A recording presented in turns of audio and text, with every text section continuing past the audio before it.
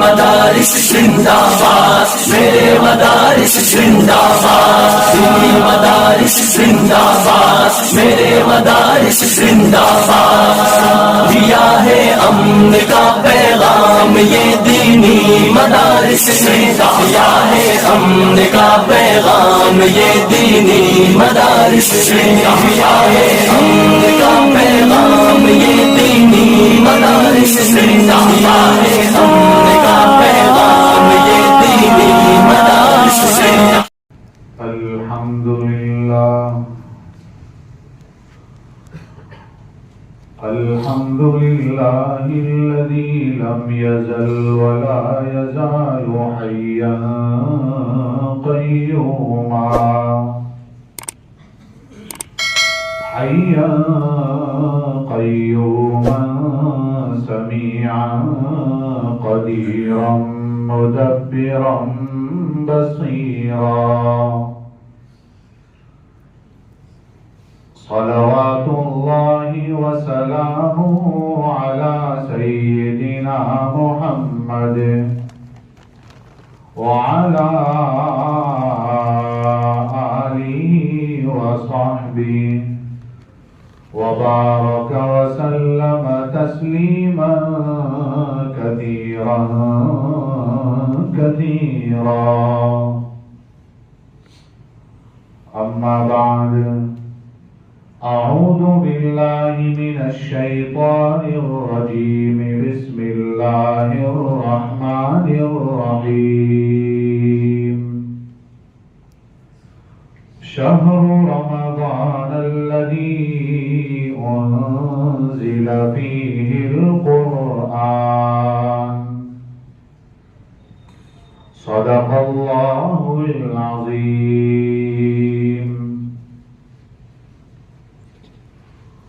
وہ نبیوں میں رحمت لقب پانے والا، مرادیں غریبوں کی برلانے والا، مصیبت میں غیروں کے کام آنے والا، وہ اپنے پرایوں کا غم کھانے والا، خطا کار سے درگزر کرنے والا، بداندیش کے دل میں گر کرنے والا، مفاسد کا زیر و زبر کرنے والا، قبائل کو شیر و شکر کرنے والا، اتر کر حرا سے سوئے قوم آیا، اور ایک نسخہ کیمیا ساتھ لایا، ان اللہ وملائکتہ یصلون علی النبی یا ایہا الذین آمنوا صلوا علیہ وسلموا تسلیما۔ ایک بار درود پاک پڑھیں۔ اللہم صل علی سیدنا محمد وعلی آل سیدنا محمد واصحابہ وازواجہ وبارک وسلم۔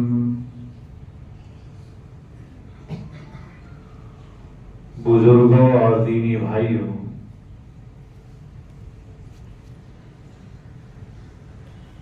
شعبان کی آج 26 تاریخ ہے، رمضان المبارک کا مہینہ بالکل آنے کو ہے۔ صرف اتنا معلوم ہوتا ہے کہ رمضان بہت جلدی آنے والا ہے تو روح کو ٹھنڈک ملتی ہے۔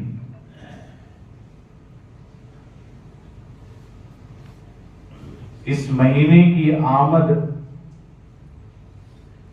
یہ بہت اہمیت کی چیز ہے اور بہت ہی فائدے کی چیز ہے۔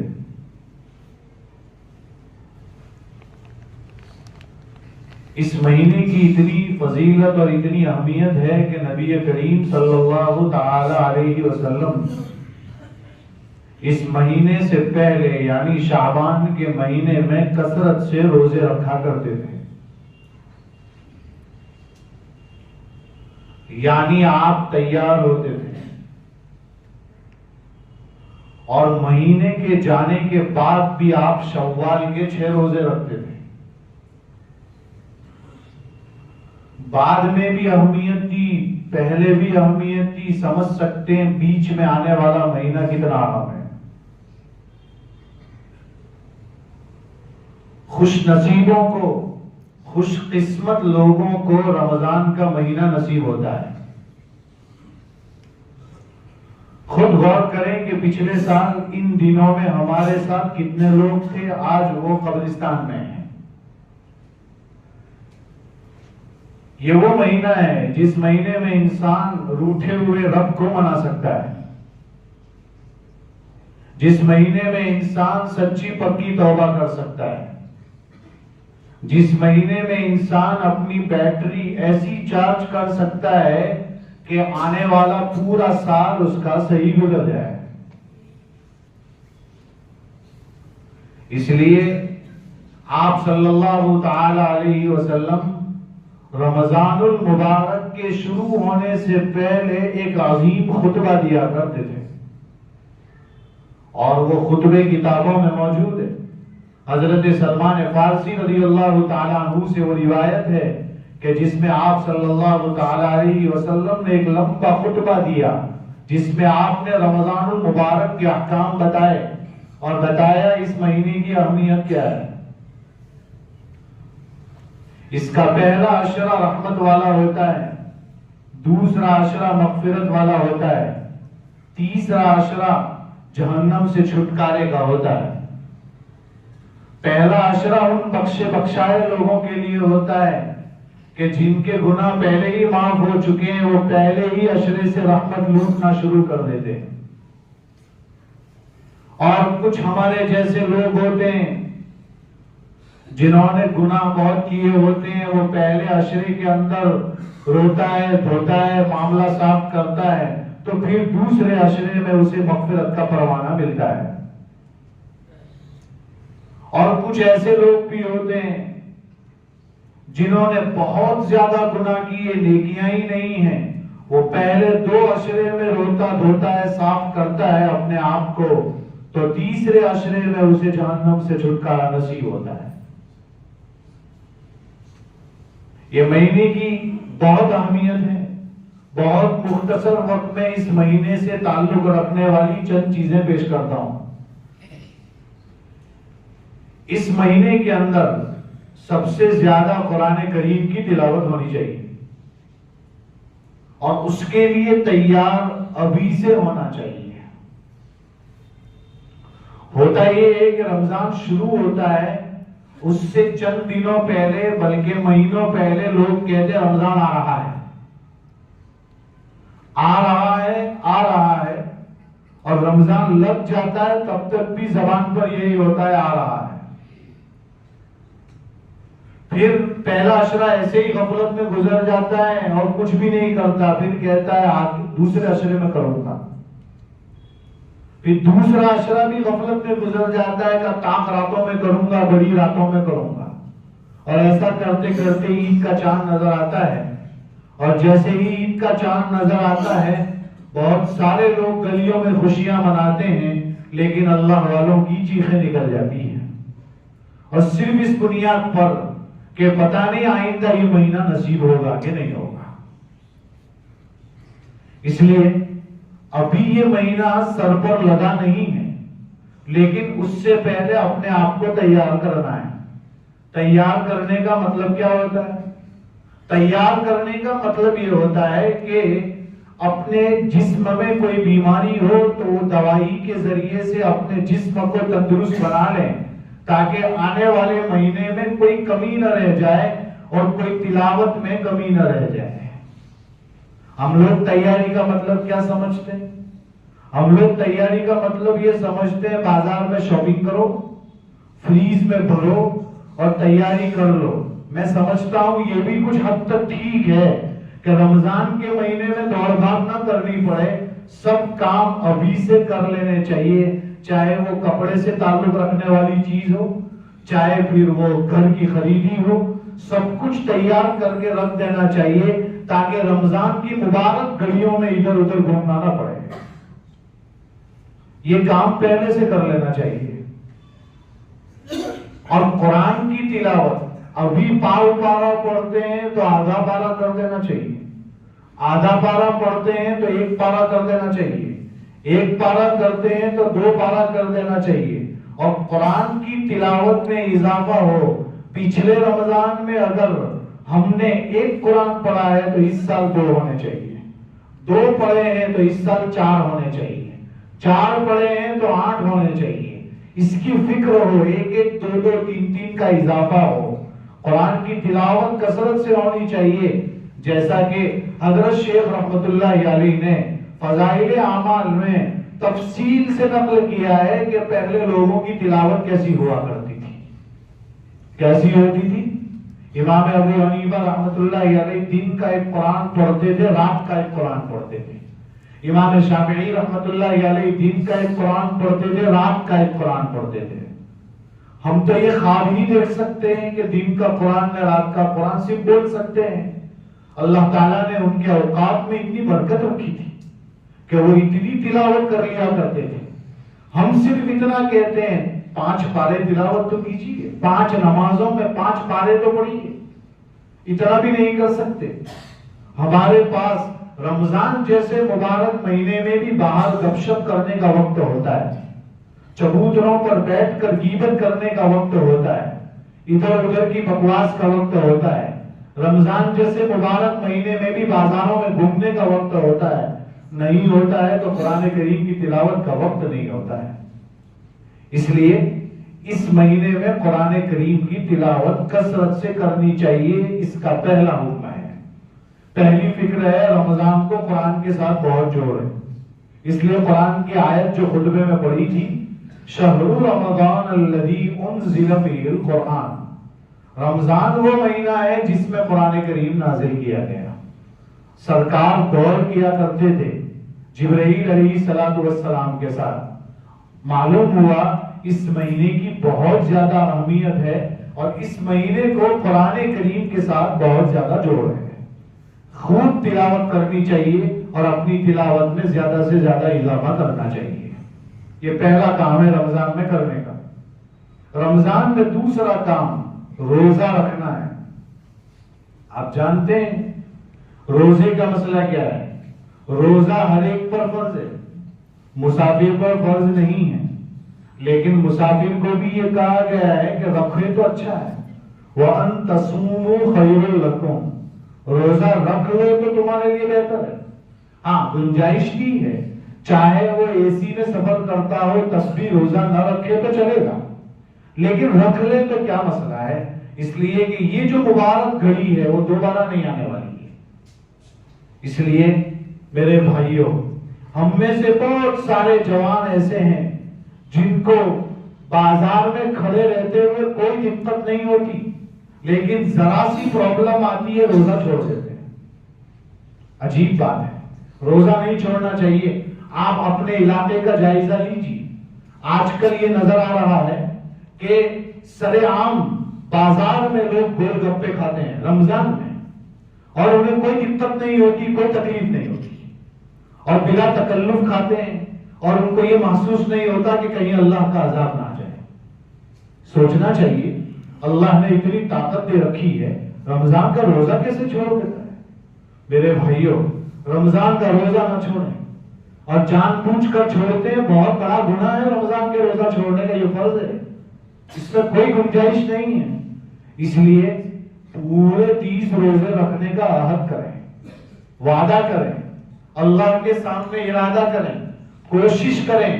حالات کیسے بھی آ جائیں گے، رمضان ابھی شروع نہیں ہوا، لوگ گھنٹے گننے لگتے ہیں کہ کتنے بجے سے کتنے بجے تک کا روزہ ہے۔ ارے بھائی، سال بھر میں اللہ نے 1 مہینہ تو دیا ہے اور بھوکے رہنے کو کہا ہے۔ ایک انسان کسی سے دنیا میں محبت کرتا ہے، وہ اگر یوں کہہ دے کہ فجر سے لے کر رات تک تجھے نہیں کھانا ہے تو تیار ہو جائے گا اس کے لیے، جبکہ وہ ناجائز محبت ہے۔ اور یہ تو اللہ کے ساتھ محبت کا تقاضا ہے، اللہ تعالیٰ اپنے بندوں سے صرف یہ چاہتے ہیں کہ اتنے وقت وہ بھوکا رہے گا، اور جب وہ اتنے وقت بھوکا رہے گا اس کا انعام بھی بہت ملنے والا ہے. وہ ناجائز محبت کا تو کوئی انعام نہیں ملنے والا ہے، لیکن اس کا تو انعام بھی ملنے والا ہے. جب اس کا انعام ملنے والا ہے، اس کے لیے اللہ تعالیٰ نے فرمایا، اللہ کے رسول صلی اللہ تعالیٰ علیہ وسلم فرماتے ہیں نا کہ ہر عمل کا بدلہ تو اللہ تعالیٰ فرشتوں کے ذریعے سے دلوائیں گے، لیکن روزہ ایسا ہے جس کے بارے میں فرمایا الصوم لی وانا اجزی بہ، روزہ میرے لیے ہے اور میں خود اس کا بدلہ دوں گا. اور جب اللہ اس کا بدلہ دینے پر آئے گا تو کیا دے گا ہم تصور بھی نہیں کر سکتے. اور بعض لوگوں نے لکھا ہے، بعض علماء نے لکھا ہے کہ اس حدیث کا اعراب وانا اجزا بہ بھی ہے، مطلب اللہ ہی اس کو مل جائے گا روزے کے بدلے میں. اور جس کو اللہ مل گیا اس کا تو کیا کہنا، پھر اس کو تو کوئی چیز کی ضرورت ہی نہیں. جیسے بادشاہ نے اعلان کیا ہو کہ اس محل میں آپ کو جو چاہیے وہ لے لو، تو عقلمند آدمی بادشاہ کے سر پر ہاتھ رکھ دے گا اور کہے گا آپ ہی چاہیے، آپ مل گئے تو پورا محل مل گیا، کوئی بھی چیز اٹھاؤں گا کوئی مطلب نہیں. تو اللہ تو بادشاہوں کا بادشاہ ہے، اگر کوئی روزہ رکھے گا تو پھر روزے کے بدلے میں اللہ ہی اسے ملنے والا ہے، تو پھر اس کا تو کیا کہنا. اس لیے میرے بھائیوں، دوسرا کام رمضان میں ارادہ کریں کہ روزہ کبھی نہیں چھوڑیں گے انشاءاللہ. تیسری چیز، روزہ ٹوٹتا ہے بہت ساری چیزوں سے. ہم لوگ روزہ توڑنے والی چیز کیا سمجھتے ہیں؟ کھانا پینا اور بیوی کے ساتھ تعلق کرنا، اس سے روزہ ٹوٹتا ہے. بالکل صحیح بات ہے، اس سے روزہ ٹوٹ جاتا ہے. لیکن کچھ چیزیں ایسی ہے کہ جس میں یوں کہتے ہیں روزہ تو ہو گیا لیکن روزے میں آپ نے سوراخ لگا دی ہے. جیسے ابھی یہ اے سی چل رہی ہے ماشاءاللہ تعالی آپ کے سامنے ہے، اور یہ جو دروازے آپ کے سامنے ہیں، اگر اس کو تھوڑی سی پھٹن ہو جائے اس میں تو اے سی کی ٹھنڈک وہاں سے نکل جائے گی باہر، اے سی کا کوئی فائدہ نہیں ہوگا. اس لیے اس کو پورا پیک کیا جاتا ہے تاکہ ٹھنڈک اسی کے اندر رہے. کہا کہ روزے کا مکمل فائدہ چاہیے تو روزے کو مکمل نہ کرنے والی چیزوں سے اپنے آپ کو بچانا پڑے گا. مثلا جھوٹ نہیں بولنا ہے روزے میں، ورنہ روزے کا مکمل ثواب نہیں ملے گا. روزے میں غیبت نہیں کرنی ہے، غیبت کریں گے تب بھی روزے کا پورا ثواب نہیں ملے گا.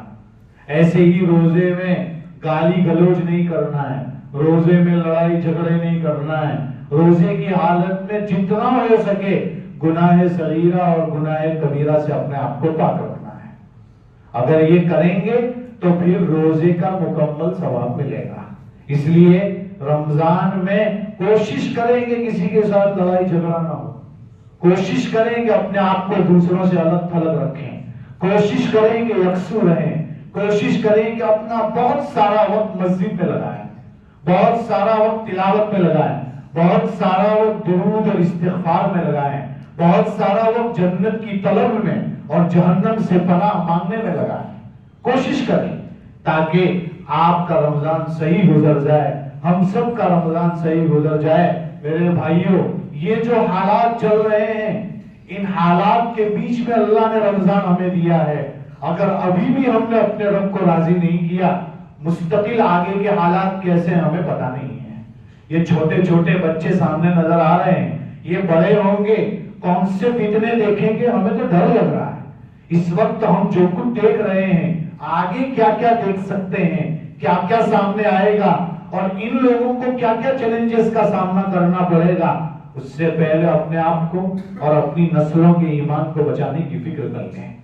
یہ رمضان کا دوسرا تقاضا ہے، اور روزے کے ساتھ جو چیزیں لگتی تھی وہ آپ کے سامنے بتائی. تیسری چیز جو رمضان سے لگنے والی چیز ہے اور رمضان سے تعلق رکھنے والی چیز ہے، وہ ہے رمضان میں زکوٰۃ کا اہتمام. اس کی بھی فکر کرنی چاہیے. اور عام طور پر ایسا ہوتا ہے کہ رمضان میں زکوٰۃ کا اہتمام ہم نہیں کر پاتے. اچھا، ہم میں سے کتنے لوگوں کو تو ایسا معلوم ہی نہیں ہوتا کتنے مال پر زکوٰۃ نکالنی ہے، کب نکالنی ہے، کون سے مال میں کیا کیا مسئلہ ہے. آپ جانتے ہیں شریعت کے اصول کیا ہے؟ میں آپ کو بہت مختصر وقت میں چند باتیں پیش کروں گا اور اپنی بات ختم کروں گا. نارمل اور صاف سی سیدھی بات یہ ہے، شریعت کسی کو ہاتھ پھیلانے کو منع کرتی ہے. کہتی ہے کہ جلدی سے کسی کے سامنے ہاتھ نہ پھیلائے. کیوں ہے؟ کہ اس لیے کہ شریعت یہ کہتی ہے کہ ایک مومن کی ذات کی عزت ہے، اور جب وہ ہاتھ پھیلائے گا تو یہ ذلت کا معاملہ ہے. تو وہ شریعت یہ چاہتی ہے اور اللہ یہ چاہتا ہے کہ میرا بندہ کسی کے سامنے ہاتھ نہ پھیلائے. کوشش تو یہی ہونی چاہیے. ہاتھ پھیلانے کی اجازت کب ہوگی وہ تو بات کی بات ہے، ورنہ قرآن اور حدیث کا مطالعہ کریں گے آپ تو آپ کو یہ نتیجہ ملے گا کہ اللہ نے جتنا دیا ہو اس میں سے کچھ خرچ کرنا چاہیے. ہم لوگ خرچ کرنے میں بہت پیچھے ہیں. ہم لوگ گنتے ہیں پیسوں کو، اسٹور کرنے میں بہت آگے ہیں. یاد رکھیے گا کہ اسٹور کرنے سے کچھ نہیں ملے گا. قارون کا نام آپ نے سنا ہے نا؟ یہ قارون کون تھا جانتے ہیں آپ؟ یہ اس زمانے کی جو کتاب تھی آسمانی، تورات کا حافظ تھا وہ. اور پیسہ کتنا تھا؟ دولت اتنی تھی کہ قرآن کریم نے مستقل کہا ہے ان قارون کان من قوم موسیٰ فبغى عليهم وآتيناه من الكنوز ما إن مفاتحه لتنوء بالعصبة أولي القوة. بڑے بڑے طاقتور جماعت، بڑے بڑے لوگ، اس کی چابیوں کو کئی سواریوں پر اٹھایا جاتا تھا. خزانے کی چابیوں کی بات کر رہا ہوں، خزانے کی بات نہیں کر رہا ہوں. تو سوچئے خزانہ کتنا ہوگا. لیکن اس نے اس کی زکات نہیں نکالی تو کیا ہوا؟ عذاب آیا اللہ کا. لوگوں نے کہا تف ہو ایسے مال پر، اس لیے کہ وہ مال کے ساتھ زمین میں دھس رہا ہے اور قیامت تک دھستا رہے گا. اللہ حفاظت فرمائے. سمجھ سکتے ہیں آپ کہ قارون تورات کا حافظ تھا، لیکن چونکہ اس نے پیسے سمجھ کر جہاں نکالنے چاہیے وہاں نہیں نکالے تو اللہ کی طرف سے عذاب آ گیا. تو میرے بھائیوں، شریعت کا مزاج یہ ہے جو ہو اس میں سے خرچ کرو. جیسے صحابہ کرام کا مزاج کیا تھا؟ صحابہ کرام کا مزاج یہ تھا 1000 پر 1 روپیہ دینے کے لیے ہر وقت تیار رہتے تھے. ہمارے پاس 1000 پیسے ہوں، 1000 پیسہ، اس میں بھی 1 پیسہ دینا چاہیے. روپیے کی بات نہیں کر رہا ہوں، اس میں بھی 1 روپیہ 1 پیسہ دینے کا مزاج ہونا چاہیے. یاد رکھیے جو اللہ کی راہ میں خرچ کرتا ہے، آپ ایک آدمی دنیا میں ایسا نہیں بتا سکتے کہ وہ غریب ہو گیا. ایک نہیں بتا سکتے آپ. اس لیے کہ جو خرچ کرتا ہے نا اس کا مال خود بخود اللہ بڑھاتا ہے. اللہ تعالیٰ اس کے مال میں برکت دیتا ہے. اس لیے میرے بھائیوں، کوشش یہ کرو کہ اپنے مال کا کچھ حصہ اللہ کی راہ میں لگاؤ. لگانے کی بہت ساری شکلیں ہیں. مثلا مدرسے ہیں جہاں چلتے ہیں وہاں لگائیے. آپ کی رشتہ دار میں کوئی بیمار ہے، غریب ہے، مستحق ہے، وہاں لگائیے. اسی طریقے سے آپ مسجد میں بھی آتے ہیں. یہ مسجدیں جو آپ جانتے ہیں پہلے زمانے میں کنکروں پر لوگ نماز پڑھتے تھے. اب تو یہ عالیشان فرش ہے. اللہ تعالیٰ نے کتنا آسان کر دیا. آپ سوچو کہ اگر باہر ریت پر نماز پڑھنے کا حکم دیا جاتا یا کرتے تو کیا ہوتا؟ وہ صحابہ کرام جو ہے کنکروں پر سجدے کرتے تھے. اس لیے ایک صحابی کا ایک سجدہ، ان کا مقام اتنا بلند کہ ان کے سجدے کو ہماری پوری زندگی کے سجدے بھی سامنے رکھ دیے جائیں تب بھی ان کے سجدے تک نہیں پہنچ سکتے. بالکل نہیں پہنچ سکتے، اس لیے کہ ان کا مقام بہت اعلیٰ ہے.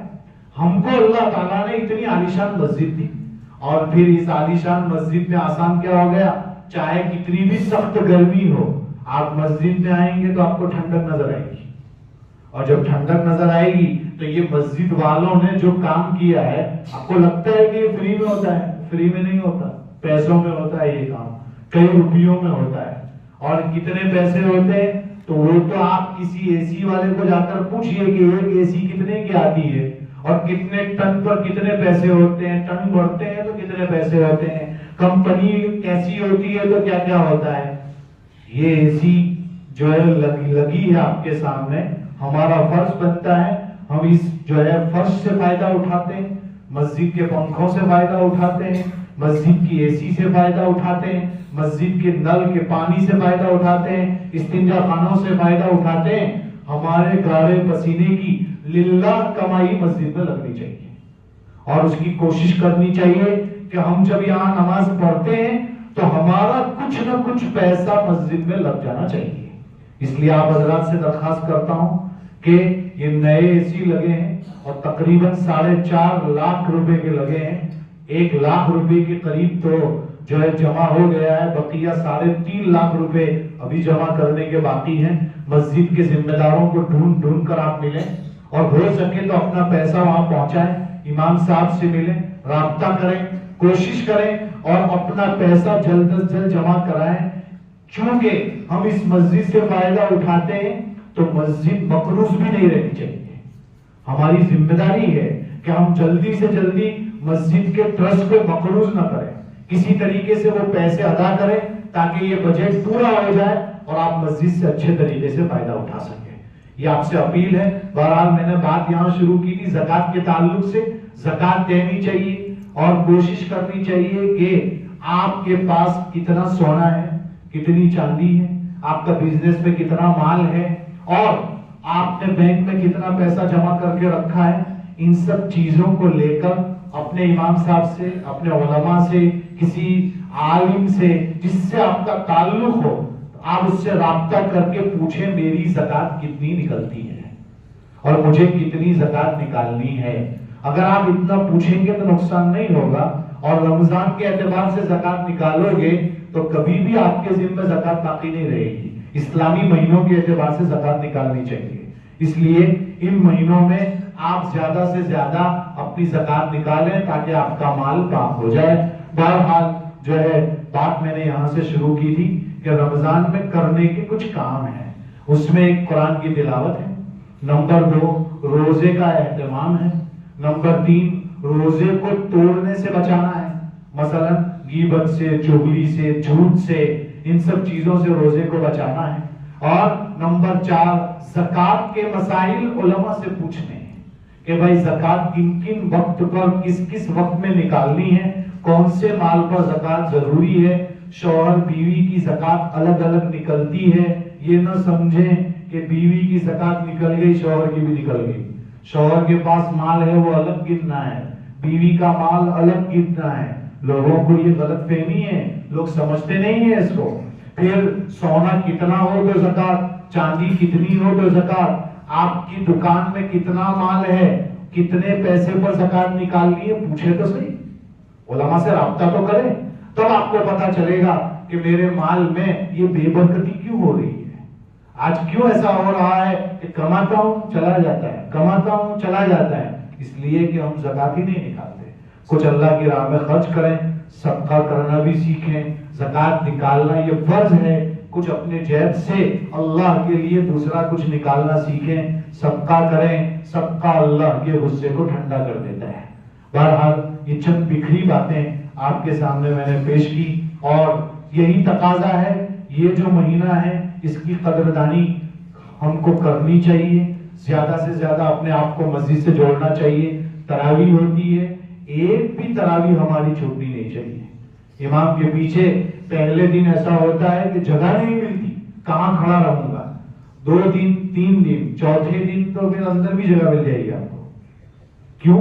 اس لیے کہ بس وہ جوش کی طرح ہوتا ہے اور اس کے بعد لوگ چلے جاتے ہیں. ارے بھائی ہم رمضانی مسلمان اور وہ بھی شروع کے 3-4 دن کے نہیں, ہم پورا مہینہ جو ہے تراویح پڑھیں. اور تراویح میں کوئی دن 5 منٹ بھی لیٹ ہو جائے تو بیچارے امام صاحب کے اوپر غصہ ہونے کی کوئی ضرورت نہیں.